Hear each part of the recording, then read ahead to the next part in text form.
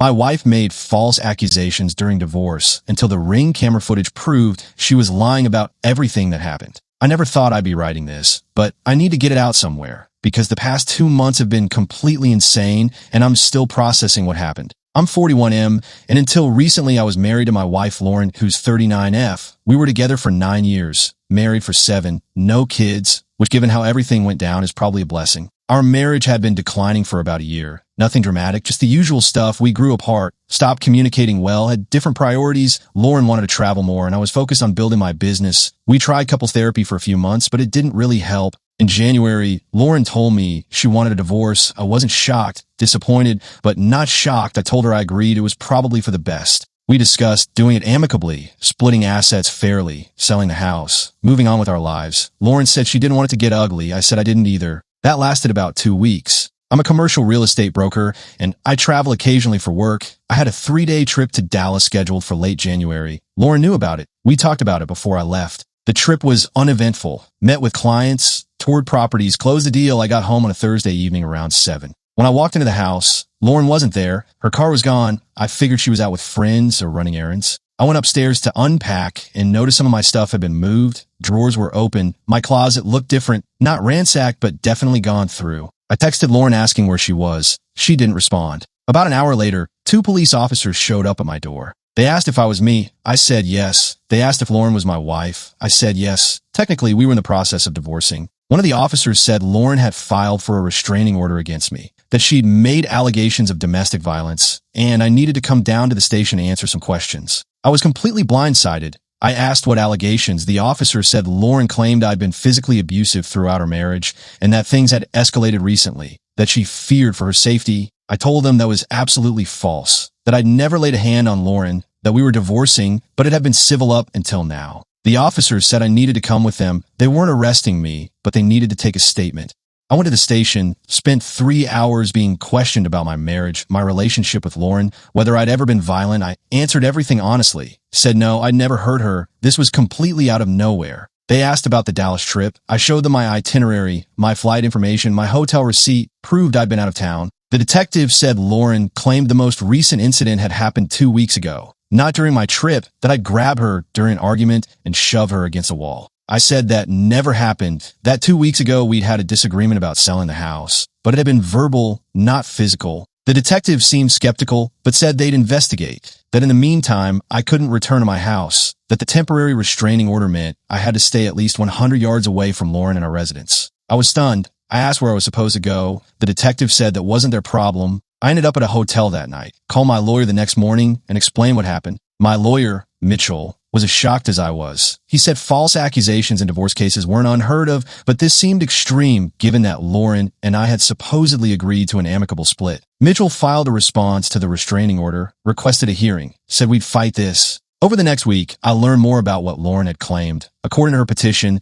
I'd been emotionally and physically abusive for years, that I'd isolated her from friends and family, that I controlled her finances, that I'd threatened her multiple times, that the physical abuse had escalated in recent months, including the alleged shoving incident. None of it was true, not a single word. I was angry, but also confused. Lauren and I had problems, but they were normal marriage problems, communication issues, different life goals, growing apart. There had never been anything remotely resembling abuse. Mitchell said we needed evidence to counter Lauren's claims, character witnesses, documentation, anything that could prove I wasn't abusive. I started compiling everything I could think of, emails between Lauren and me showing normal, non-threatening communication, text messages, photos of us together looking happy, statements from friends. But I knew it might not be enough. In these situations, the burden of proof is weird, Lauren's word against mine, and the court tends to err on the side of caution. Then I remember the Ring camera. We'd installed a Ring doorbell camera about 8 months earlier after a neighbor's house got broken into. It had a camera that faced our front door, and part of the living room was visible through the window next to the door. I'd set it up, and it was linked to my phone and email, not Lauren's. She'd never really used it. I logged into the Ring account and started going through the footage from 2 weeks ago, the time frame when Lauren claimed I'd shoved her against a wall. Our living room wall was partially visible in the camera's frame. If the incident had happened where Lauren claimed, it would have been caught on camera. I found the date and time. Lauren had specified in her petition that the alleged shoving happened on a Tuesday evening around 8 o'clock during an argument about selling the house. I pulled up the footage from that night. At 7:52 p.m., the camera showed me arriving home from work. I walked up to the front door, unlocked it, went inside. At 8:03 p.m., you could see through the window in a part of the living room. Lauren and I were talking. You couldn't hear audio clearly, but body language looked like a normal conversation, maybe slightly tense, but not aggressive. At 8:14 p.m., the conversation appeared to escalate. Lauren was gesturing more animatedly. I was standing with my arms crossed. At 8:18 p.m., Lauren walked toward the front door. The camera caught her clearly. She opened the door, stepped onto the porch, made a phone call. She was on the porch, on her phone, for 6 minutes, then she came back inside. The entire interaction was visible. At no point did I grab her. At no point did I shove her. At no point was there any physical contact at all. I downloaded the footage, sent it to Mitchell immediately. Mitchell called me within an hour, said this was exactly what we needed. That video evidence directly contradicting Lauren's sworn statement would be devastating to her credibility. The restraining order hearing was scheduled for 2 weeks later. Mitchell said we'd present the ring footage and request the order be dismissed. During those 2 weeks, more allegations surfaced. Lauren's lawyers submitted additional declarations. Apparently, Lauren had gone to several of our mutual friends and told them I'd been abusive. Some of them provided statements supporting her claims. I was furious. These were people I'd known for years, people who'd been in our home, who'd spent time with us, and they were willing to lie, or at minimum repeat Lauren's lies without question. Mitchell said we needed to be strategic, that we couldn't just call everyone liars. We had to methodically dismantle Lauren's narrative. We prepared for the hearing. Mitchell had the ring footage ready to present. He also had statements from my family, from colleagues, from neighbors who'd never witnessed anything concerning. The hearing finally happened. It was in family court in front of a judge. Lauren's lawyer went first, presented Lauren's petition, her statement about the abuse, called Lauren to testify.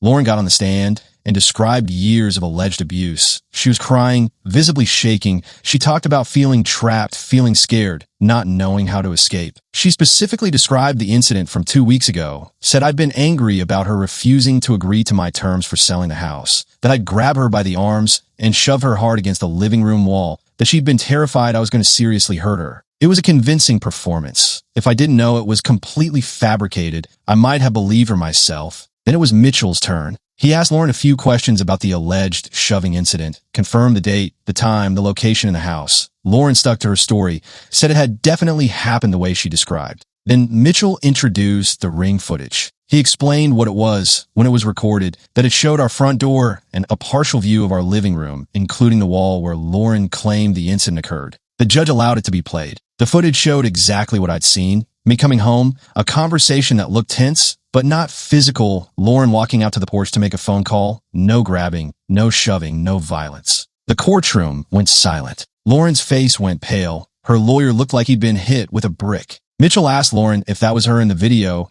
She said yes. He asked if that was the evening she described. She hesitated, then said yes. He asked her to point out where in the footage I'd grabbed and shoved her. Lauren stammered, said the camera must not have captured that part, that it happened but maybe at a different angle. Mitchell replayed the footage, pointed out that Lauren had claimed the incident happened against a specific wall, that the wall was clearly visible in the frame, that the entire interaction was captured. He asked Lauren directly if she was claiming the camera had somehow missed me violently shoving her against a wall that was clearly in frame. Lauren started crying harder, said she must have been mistaken about some details, but that the abuse had definitely happened. The judge interrupted, asked Lauren if she was changing her testimony. Lauren said no, that everything she'd said was true, that maybe she'd gotten confused about which argument was which. The judge didn't look convinced. Mitchell then presented the other evidence, showed text messages between Lauren and me from the days following the alleged incident. They were normal, friendly even. Lauren had texted me about dinner plans, about a TV show we were watching,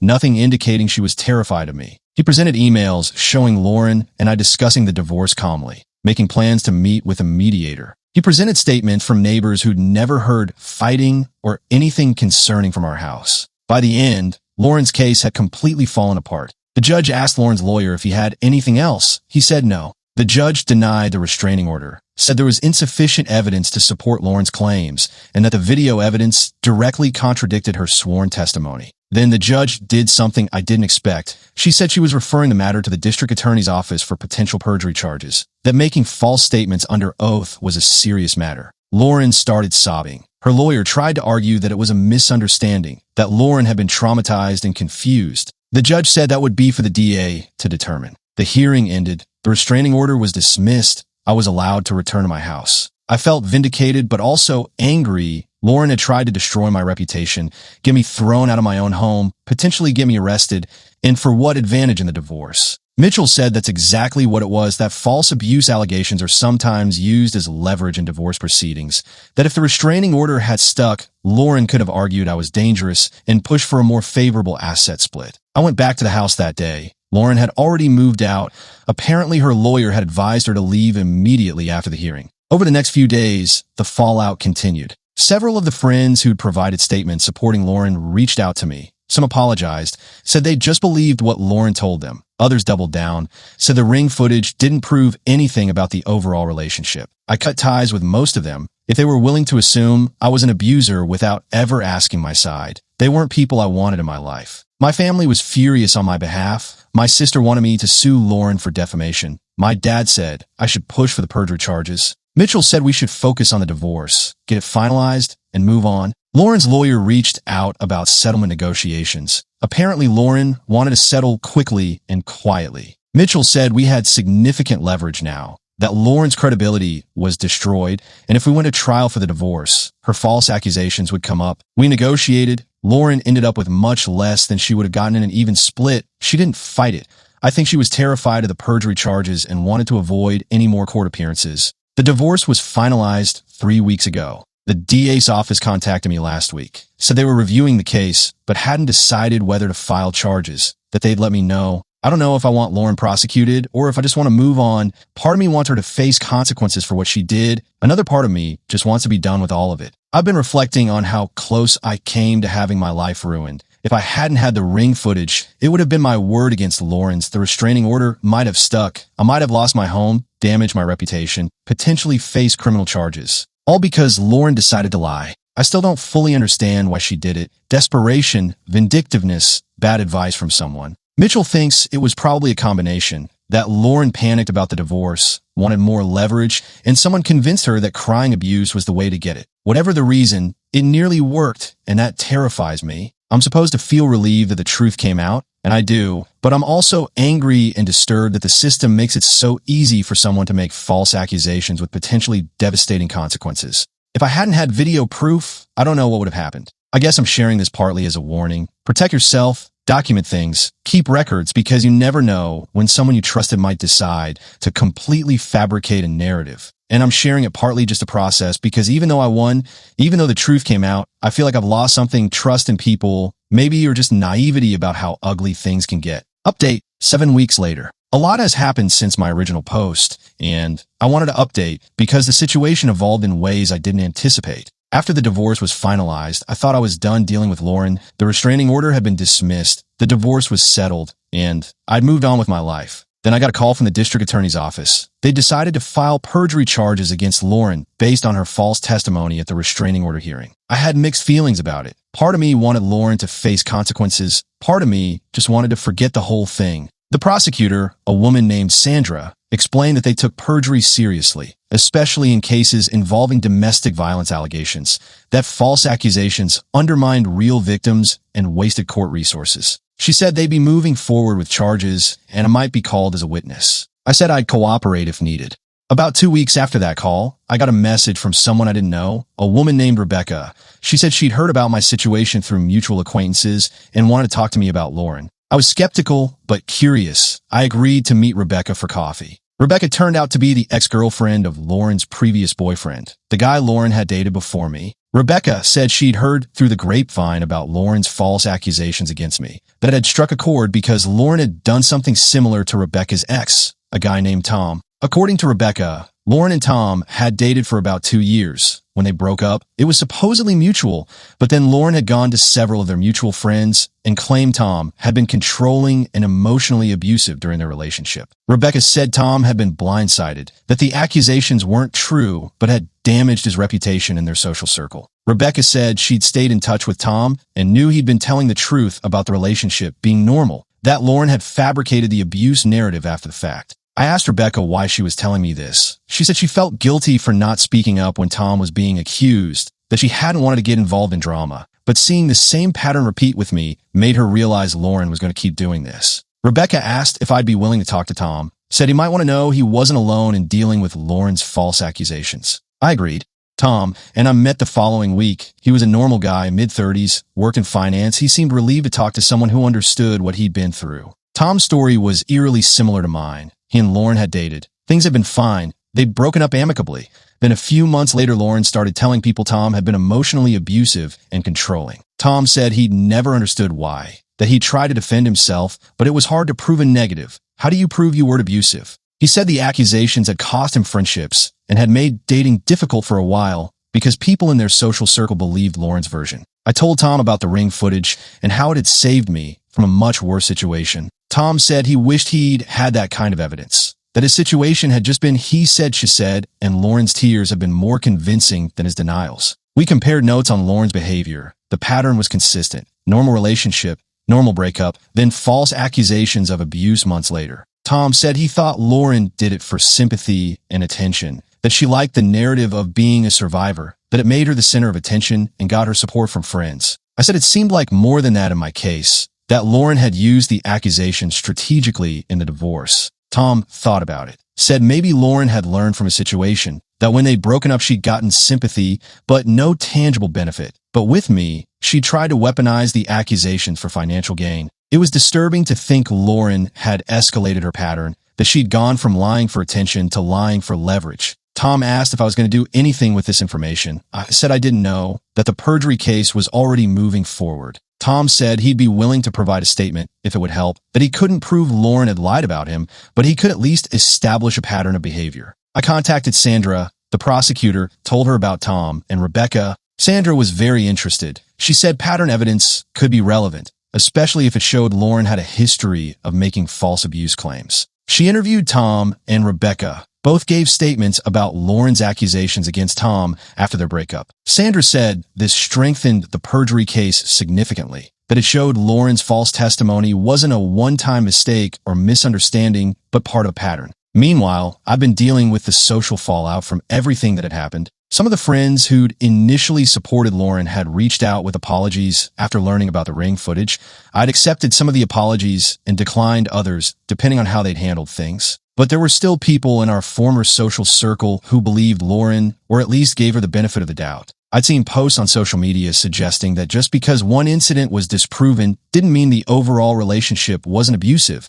That video evidence doesn't show emotional abuse. It was frustrating. I understood skepticism, but the mental gymnastics people were doing to continue supporting Lauren despite clear evidence she'd lied under oath was baffling. Mitchell, my lawyer, said to ignore it, that I'd never convince everyone and trying would just keep me stuck in the drama. He was right. I started focusing on rebuilding my life instead of defending myself to people who'd already made up their minds. I'd started dating someone new, a woman named Kira I'd met through work. She knew about the situation with Lauren and had been supportive without being weird about it. Things were going well. I felt like I was finally moving past everything. Then Lauren's perjury trial got scheduled. Sandra called to let me know I'd need to testify, that the trial would be quick, probably just 2 days. I asked what Lauren was facing if convicted. Sandra said perjury was a felony. Lauren could potentially face jail time, though first offenders often got probation. The trial happened 4 weeks ago. I testified on the first day, walked through the timeline, explained the ring footage, confirmed that Lauren's sworn testimony had been false. Lauren's defense attorney tried to argue that Lauren had been genuinely mistaken, that she'd conflated different arguments and gotten confused about details, that there was no intent to lie. But the ring footage made that argument weak. It wasn't a small detail Lauren got wrong. She described a specific violent incident that simply never happened. Tom testified on the second day, explained his relationship with Lauren and how she'd made false accusations against him after their breakup. Lauren's attorney objected, said it was irrelevant. The judge allowed it as pattern evidence. The prosecution also brought in an expert on false allegations in family court. The expert testified that strategic false accusations in divorce cases were more common than people realized, that they were often used to gain advantage in custody or asset division. The jury deliberated for about 3 hours. They found Lauren guilty of perjury. Sentencing was scheduled for 2 weeks later. I didn't attend the sentencing. I testified at the trial and felt like that was enough. I didn't need to see Lauren sentenced. Sandra called me afterward to let me know the outcome. Lauren got 2 years probation, 200 hours community service, and a $5,000 fine. No jail time. Sandra said it was typical for a first offense, that the judge had emphasized the seriousness of false allegations, but also noted Lauren had no prior criminal record. I felt conflicted about it. On one hand, Lauren was facing consequences for what she'd done. On the other hand, 2 years probation seemed light, given that she tried to have me arrested and thrown out of my home based on lies. But Mitchell said to take the win, that Lauren now had a criminal record for perjury, which would follow her, that her credibility was permanently destroyed. He also pointed out that if Lauren ever tried this again with someone else, the conviction would work against her, that prosecutors and judges would see the pattern. I guess that's something. The aftermath of the trial has been interesting. Several people who'd supported Lauren have quietly reached out with apologies. Some admitted they'd been wrong. Others just sort of faded away without acknowledging anything. I've been selective about which relationships to rebuild. Some friendships weren't worth salvaging. Tom and I have stayed in touch. It's weird to have bonded over being falsely accused by the same person, but there's something validating about knowing I wasn't alone in experiencing Lauren's behavior. Rebecca reached out recently to say she was glad she'd come forward, that she felt guilty for years about not defending Tom, and this felt like making it right. Kira, the woman I've been seeing, has been great through all of this. She's never made me feel like I need to constantly defend myself or prove I wasn't actually abusive. She just accepts that Lauren lied and has moved on. We've been together for 2 months now, and things are good. It feels healthy in a way my relationship with Lauren never did, even before everything fell apart. I've been in therapy processing everything. My therapist has helped me work through the anger and the betrayal. She's also helped me recognize warning signs to watch for in future relationships. One thing I've realized is how much I ignored near the end of my marriage to Lauren, small manipulations, patterns of behavior that in hindsight seem like precursors to the false accusations. Lauren had always been someone who needed to be the victim in any conflict, who reframed disagreements to make herself the wrong party. I'd written it off as normal relationship stuff, but looking back, it was a pattern. My therapist said that people who make false allegations often have histories of smaller manipulations and distortions, that the false accusations are usually an escalation of existing behavior, not something that appears out of nowhere. I wish I'd recognized it sooner, but I also recognize I can't change the past. I can only learn from it and move forward. Final update, 3 months later. I'm writing this final update because things have reached a resolution and I want to close this chapter. Lauren completed her community service last month. I know this because she apparently volunteered at a domestic violence shelter, which struck me as deeply ironic and somewhat offensive given what she'd done. I haven't had any direct contact with her since the divorce was finalized. Everything related to the perjury case went through Sandra and my lawyer. But about a month ago, I got an email from Lauren. It was long and rambling. She apologized for what she'd done, said she'd been in therapy and realized she had issues with conflict and victimhood, that she convinced herself her version of events was true even though it wasn't. She said she didn't expect forgiveness, but wanted me to know she regretted everything. I didn't respond. I showed the email to my therapist, who said it sounded like Lauren was working through her own stuff, but that I had no obligation to engage with her healing process. I deleted the email and moved on. Tom reached out a few weeks ago, said Lauren had sent him a similar apology email. He'd also chosen not to respond. We met for drinks and talked about how strange it was to be on the receiving end of what felt like performative apologies. Tom said he thought Lauren's therapist had probably advised her to make amends, but that it felt more like checking a box than genuine remorse. I've been focusing on my own life. The business is doing well, and Kira and I have grown closer. We recently decided to move in together, which feels like a big step, but the right one. She knows my history and has been incredibly understanding about my need for transparency and clear communication. The house where everything happened with Lauren finally sold last month. I've been living there since the divorce, but decided I needed a fresh start. The new place is smaller, but feels completely mine, with no ghosts of my failed marriage in the walls. A few of the friends who initially believed Lauren's accusations have tried to reconnect more earnestly. One couple in particular, Mark and Sarah, came over for dinner a few weeks ago and offered a genuine, unprompted apology. They admitted they'd been wrong to take sides without evidence and said they'd since learned Lauren had a pattern of manipulating friends during conflicts. We've started rebuilding the friendship slowly. My therapist says I've made good progress in processing the trauma of being falsely accused. The initial hypervigilance and constant need to defend myself have faded. I don't feel the need to tell every new person I meet about what happened with Lauren, which feels like a sign of healing. The legal system worked in my case, but I'm still troubled by how close I came to a very different outcome. If I hadn't had that ring footage, my life could have been derailed completely. I've become an advocate for due process in these situations, not because I don't believe victims. I absolutely do, but because false accusations harm real victims by undermining credibility. Tom and I still talk occasionally. He started seeing someone new too, and we've joked about forming a support group for people who've been through similar situations. There's a dark humor in it that helps. I installed security cameras in my new place. Kira understood when I explained why. It's not about distrust. It's about protecting us both from ever facing the kind of he-said-she situation again.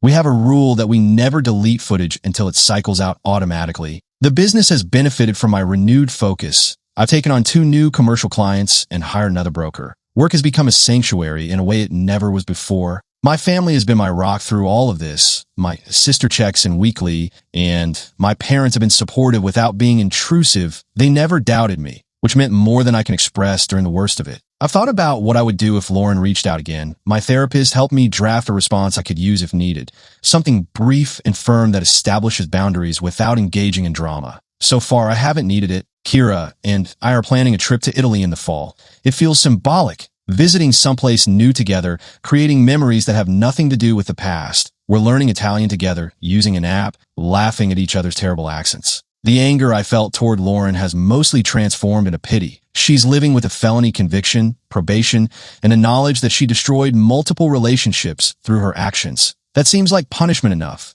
even if the legal consequences were lighter than I initially wanted. I've started volunteering with an organization that provides legal support for people facing false allegations. It's not a common problem, but when it happens, the consequences can be devastating. I mentor 2 men who are going through similar situations, helping them navigate the system and maintain their mental health. My relationship with Kira continues to deepen. We talk about marriage sometimes, and I've been honest about my fears given what happened last time. She's patient and understands that trust, for me, isn't given lightly anymore. But when it's given completely. The final piece of closure came unexpectedly last week. I was cleaning out some old files and found a box of photos from my marriage to Lauren. Instead of feeling angry or sad, I felt detached. There were pictures of a life that belonged to someone else. I kept a few for historical sake and recycled the rest. Moving forward means accepting that what happened with Lauren will always be part of my story, but it doesn't have to define my future. The false accusations, the ring footage, the trial, they're chapters in my life, not the whole book. I'm happier now than I was during the last few years of my marriage. There's peace in living authentically without walking on eggshells or wondering what version of events I'll be presented with next. Kira and I are talking about starting a family in a couple of years. The thought doesn't terrify me like it might have a year ago. I've done the work to ensure I won't bring the baggage from my past into that future. If there's one thing I've learned from this entire experience, it's that the truth matters, but proof matters more,